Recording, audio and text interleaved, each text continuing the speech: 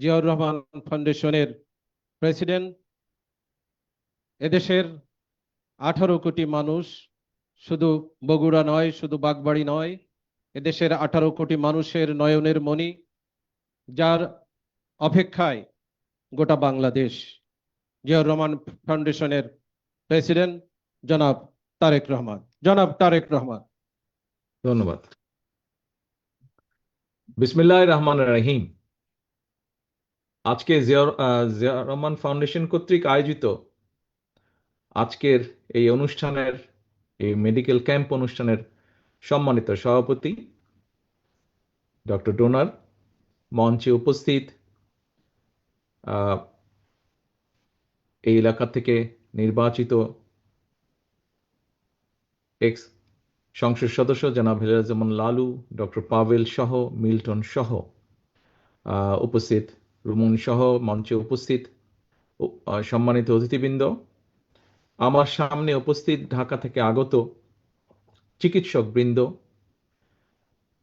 বগুড়া জেলা বিএনপির বিভিন্ন পর্যায়ের নেতৃবৃন্দ এবং আমার প্রিয় গ্রামবাসী, আসসালামু আলাইকুম।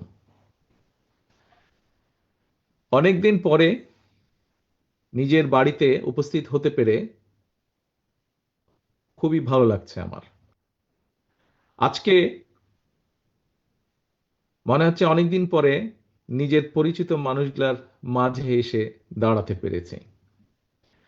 প্রিয় উপস্থিতিবৃন্দ, আজকে সকাল থেকে এখানে এই যে মেডিকেল ক্যাম্পটি অনুষ্ঠিত হলো এবং এই মেডিকেল ক্যাম্পে আজকে যে চিকিৎসক বৃন্দরা উপস্থিত হয়েছিলেন, তাদের সময় দিয়েছেন, পরিশ্রম করেছেন এই এলাকার মানুষদেরকে বিনামূল্যে চিকিৎসা দেওয়ার জন্য।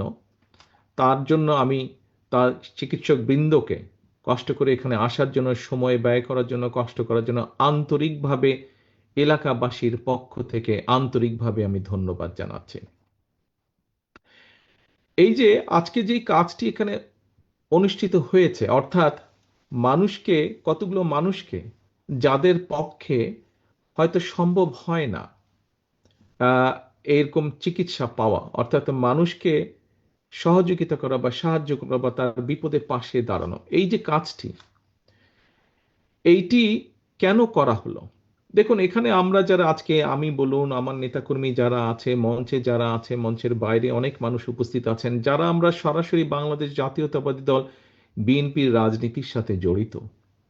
আমরা রাজনীতি কার জন্য করি? আমরা রাজনীতি মানুষের জন্য করি, অর্থাৎ দেশ এবং দেশের মানুষের জন্য আমরা রাজনৈতিক দল হিসাবে বিভিন্ন পরিকল্পনা গ্রহণ করি।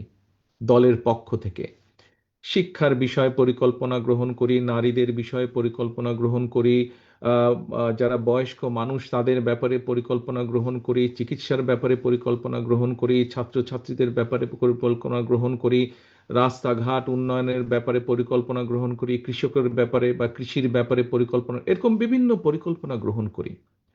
এবং যখন একটি রাজনৈতিক দল সরকার গঠন করে, সরকারে যেতে সক্ষম হয় জনগণের সমর্থন নিয়ে, তারপরে পর্যায়ক্রমিকভাবে আমরা সেই পরিকল্পনাগুলোর কাজ বাস্তবায়ন করি। কিন্তু প্রিয় উপস্থিতিবৃন্দ, রাজনীতির পাশেও, রাজনীতিটাই তো মানুষের জন্য করা, সেই রাজনীতির পাশেও কিন্তু মানুষের কাজ করা যায়, মানুষের জন্য কাজ করা যায়।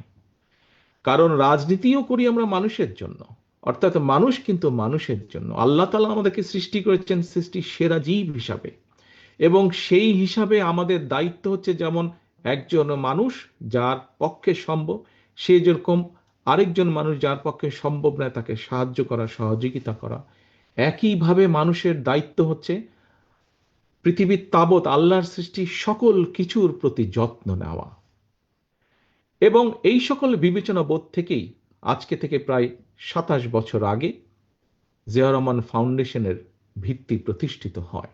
এবং তারপরে বিভিন্ন সময়ে বিভিন্ন কার্যক্রমে কিভাবে কি কি কার্যক্রম গ্রহণ করা হয়েছে, আপনারা কিছুক্ষণ আগে যে ডকুমেন্টারিটা দেখানো হয়েছে তার ভেতরে আপনারা দেখেছেন। এখন আজকে যেহেতু এখানে মোস্টলি চিকিৎসক বৃন্দ এখানে উপস্থিত আছেন, এখানে চিকিৎসা ক্যাম্প বা মেডিকেল ক্যাম্প একটি হয়েছে, আমি এই অনুষ্ঠানের যেই মূল বিষয়টি সেটির ভিতরে থেকে আমি সামান্য দু একটি কথা আপনাদের সামনে তুলে ধরতে চাই।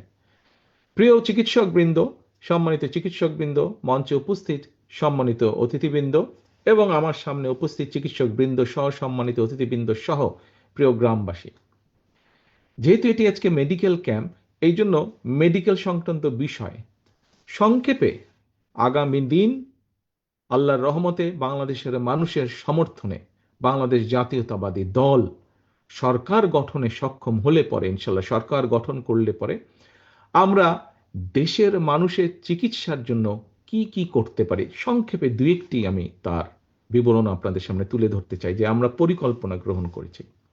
এখানে কিছুক্ষণ আগে আপনারা শুনেছেন যে প্রিভেনশন, অর্থাৎ প্রথমেই যদি আমরা ব্যবস্থা গ্রহণ করি তাহলে কিভাবে রোগ বালাই এই বিষয়টিকে আমরা ঠেকিয়ে দিতে পারবো। এই প্রিভেনশন নিয়ে আমরা কাজ করছি। পৃথিবীর উন্নত দেশগুলোতে, সব দেশগুলোতেই, যেমন আমি যে যুক্তরাজ্যে বসবাস করছি, এই দেশে যে সকল নাগরিক বৈধভাবে এই দেশে বাস করে, যে কোনো নাগরিক তার যে কোনো রকমের চিকিৎসা এই দেশের সরকার বহন করে এবং চিকিৎসা ব্যবস্থা নেয়। প্রিয় উপস্থিতি বন্ধু, এই দেশে জনসংখ্যা হচ্ছে 7 কোটি যুক্তরাজ্যে। বাংলাদেশের জনসংখ্যা প্রায় 20 কোটি অন্তত।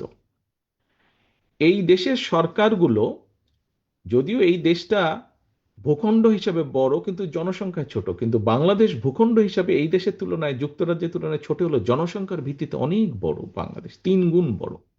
কিন্তু এই যুক্তরাজ্যের সরকারও এই চিকিৎসা ব্যবস্থায় মানুষকে দিতে গিয়ে হিমশিম খাচ্ছে।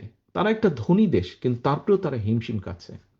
তাহলে চিন্তা করুন বাংলাদেশের কি অবস্থা হবে। আমরা তো এখনো সেরকম ধনী দেশ হতে পারিনি, এখনো আমরা মধ্যবিত্ত বা একটি গরিব দেশের কাছাকাছি আমরা হয়তো একটা দেশ। আমাদেরকে আরো অনেক দূর যেতে হবে, অনেক পরিশ্রম করতে হবে, দেশটাকে আমাদের গড়ে তুলতে হবে, আমাদেরকে সামনে এগোতে হবে। এখন কিন্তু এই যে চিকিৎসা ব্যবস্থা, বাংলাদেশে যদি 20 কোটি মানুষের, প্রত্যেকটা মানুষের তো চিকিৎসা পাবার অধিকার আছে, প্রত্যেকটা মানুষের। এই যে দেখলেন আপনারা একটু আগে যে ছবি দেখলাম আমরা ডকুমেন্টারিতে, আমরা দেখেছি যে দেখুন হাসপাতালের বারান্দাগুলোতে, হাসপাতালে বেড নাই, বারান্দাগুলোতে মানুষ শুয়ে আছে চিকিৎসা নেওয়ার জন্য। সেটি কেবিনের বারান্দা হোক, হাসপাতালে বারান্দা হোক, কি একটা করুণ একটা দৃশ্য এটা। এখন এই যে আমরা যতই হাসপাতাল তৈরি করি, যতই যা করি না কেন, অর্থনৈতিক অবস্থার উপর একটি চাপ পড়ে। এই যে মানুষগুলো আসছে, তাদেরকে চিকিৎসা দিতে হয়, ডাক্তার লাগে, নার্স লাগে, হসপিটালে বেড লাগে, অপারেশনের জিনিসপত্র লাগে, ওষুধপত্র সবকিছু লাগে। এখন যুক্তরাজ্যের মতন দেশ হিমশিম খাচ্ছে। হ্যাঁ, এখনো এদের দেশে বারান্দায় রোগী থাকে না, নিচে রোগী থাকে না, বিছানাতেই থাকে, তারপরেও তারা হিমশিম খাচ্ছে। এখন একটি রাজনৈতিক দল, যেই দলটি বিএনপি, যে একটি রাজনৈতিক দল, যেই দলটি মানুষের জন্য কাজ করতে চায়, আমরা চাই দেশের মানুষকে সুস্থ রাখতে, একই সাথে তাদেরকে স্বাস্থ্য সেবা পৌঁছে দিতে। সেই জন্য আমরা পরিকল্পনা গ্রহণ করেছি। এখানে বেশ কিছু মুরব্বী উপস্থিত আছেন। আমি সামনে যে প্যান্ডেল নিচে মানুষ বসে আছেন, বেশ কিছু মুরব্বী উপস্থিত আছেন। মুরব্বী আপনাদের নিশ্চয়ই মনে আছে, এবং অন্যান্য অনেকেই উপস্থিত আছেন, তাদের না দেখলে হয়তো অনেকেরই মনে আছে বা আমরা শুনেছি, শহীদ রাষ্ট্রপতি জিয়াউর রহমানের সময় সারা দেশে একটি পথ ছিল, গ্রামের মানুষ যাতে চিকিৎসা পায়। পল্লী চিকিৎসক নামে একদল মানুষ ছিলেন যারা গ্রামের মানুষকে বেসিক চিকিৎসাগুলো প্রদান করতেন। প্রিয় উপস্থিতিবৃন্দ, আমরা যেটা পরিকল্পনা গ্রহণ করেছি যে ইনশাল্লাহ বিএনপি সরকার গঠন করলে পরে আমরা হেলথ কেয়ারের নামে আমরা গ্রামে গ্রামে এইরকম একটি টিম তৈরি করব, যারা মানুষের কাছে যাবে, মানুষকে বুঝাবে যে ভাই এই জিনিসটা খেলে তোমার হার্টের অসুখ হবে না, এই জিনিসটা খেলে তোমার ডায়াবেটিক হবে না, এই জিনিসটা এইভাবে চললে তোমার কিডনির রোগ হবে না। অর্থাৎ মূল যেগুলা যেগুলা যেগুলা অসুখ বিসুখের সাথে জীবন মরণের সমস্যা, মানুষকে আমরা এগুলা বুঝাবো, অর্থাৎ যাতে দেশে কম সংখ্যক মানুষ অসুস্থ হয়, এটি থাকবে আমাদের উদ্যোগ। এখন মানুষ তো কিছু না কিছু অসুস্থ হবেই। মানুষ যখন কম অসুস্থ হবে, সেই কম সংখ্যক মানুষ যখন হাসপাতালে যাবে, আমরা ইনশাল্লাহ আশা করতে পারি তখন হয়তো আস্তে আস্তে একটা পর্যায়ে আসবে যখন অসুস্থ মানুষ যে হাসপাতালে যাবে চিকিৎসার জন্য, তাকে আর ওই মাটিতে শুয়ে থাকতে হবে না, তাকে আমরা বেডের মধ্যেই রাখতে পারবো ইনশাল্লাহ। এর বাইরে যেই মানুষ অসুস্থ মানুষগুলা যাবে চিকিৎসার জন্য, তখন আমরা প্রায় প্রত্যেক মানুষকে চিকিৎসকরা, এই যে একটু আগে শাহজাহান সাহেব বললেন যে এত মানুষ আসে, এত অসুস্থ মানুষ, সেই তুলনায় ডাক্তার নার্সের সংখ্যা কম, আমরা চাইলেও চিকিৎসা দিতে পারছি না। কিন্তু আমরা যদি কম সংখ্যক চেষ্টা করি এবং তার ফলে যদি সরকারের চেষ্টার ফলে যদি কম সংখ্যক মানুষ অসুস্থ হয়, সেই অল্প সংখ্যক মানুষ যখন যারা অসুস্থ হবে হাসপাতালে, তাদেরকে বেটার ভালো চিকিৎসা দেওয়া সম্ভব হবে, ওষুধপত্র দেওয়া সম্ভব হবে। কাজেই আমাদের এইটি একটি লক্ষ্য আছে, আমরা হেলথ কেয়ার তৈরি করব। এই হেলথ কেয়াররা সারাক্ষণ তাদেরকে ট্রেনিং দেওয়া হবে বেসিক অসুখ বিসুখ কিভাবে, গ্রামের মা বোনরা যারা সংসার দেখভাল করেন তাদের কাছে গিয়ে পরামর্শ দিবে যে কিভাবে পরিবারকে সুস্থ রাখতে হবে। আপনারা চিন্তা করে দেখুন, আমরা যদি আস্তে আস্তে একটা সুস্থ পরিবার তৈরি করতে পারি, আস্তে আস্তে সুস্থ পরিবার সম্মত একটা গ্রাম তৈরি করতে পারি, আস্তে আস্তে এরকম গ্রামের পরে উপজেলা একটা তৈরি করতে পারি যেখানকার অধিকাংশ মানুষ সুস্থ, আস্তে আস্তে একটি জেলা তৈরি করতে পারি যেখানকার অধিকাংশ মানুষ সুস্থ, আস্তে আস্তে একটি বিবাহ বেগম, আস্তে আস্তে আমরা একটি দেশ তৈরি করতে পারবো ইনশাল্লাহ, যেখানে অধিকাংশ মানুষ সুস্থ থাকবে। আসুন আমরা সেটি মিলে চেষ্টা করব ইনশাল্লাহ, সকলে মিলে। এবার আসুন আরেকটি বিষয়, আমরা দেশে একটি পলিসি নিতে চাচ্ছি, সেটি হচ্ছে প্রাইভেট অ্যান্ড পাবলিক পার্টনারশিপ। এখন এটি কি এমন, দেখুন আজকে এই যে আপনাদের এই আমাদের জেলায়, বগুড়া জেলায় যে শহীদ জিয়াউর রহমান মেডিকেল কলেজ আছে, দেখুন এরকম একটা হাসপাতাল তৈরি করতে প্রায় 4 থেকে 5 বছর সময় লেগে যায়।